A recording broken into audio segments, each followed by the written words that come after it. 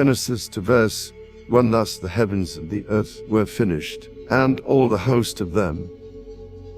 Verse 2. On the seventh day God ended his work which he had made, and he rested on the seventh day from all his work which he had made. Verse 3. And God blessed the seventh day, and sanctified it, because that in it he had rested from all his work which God created and made. Verse 4. These are all the generations of the heavens and of the earth when they were created, in the day that the Lord God made the earth and the heavens. Verse 5.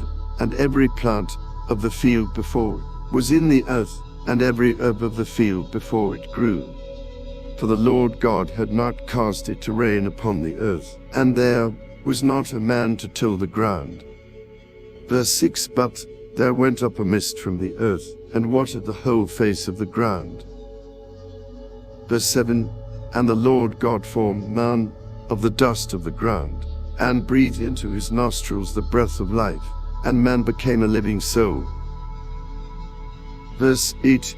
And the Lord God planted a garden eastward in Eden, and there he put the man whom he had formed.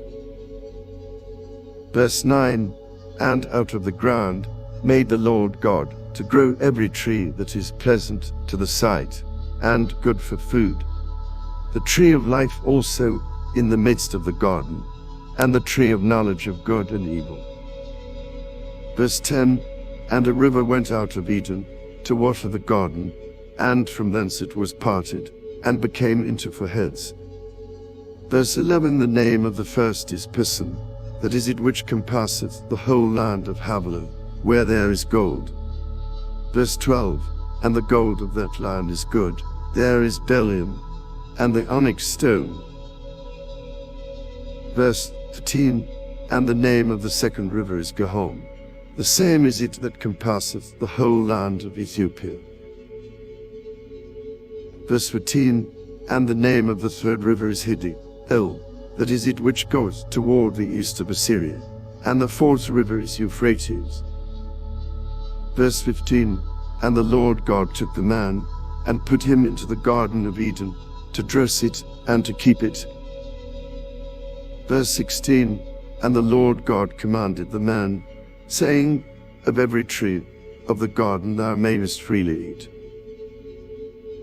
Verse 17. But of the tree of the knowledge of good and evil thou shalt not eat of it, for in the day that thou eatest thereof thou shalt surely die.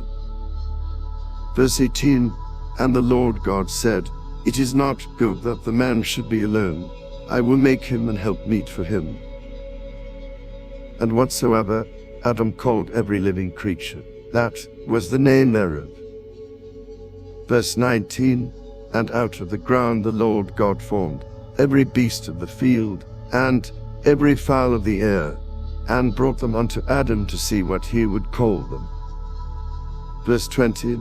And Adam gave names to all cattle, and to the fowl of the air, and to every beast of the field, but for Adam there was not found an helpmeet for him.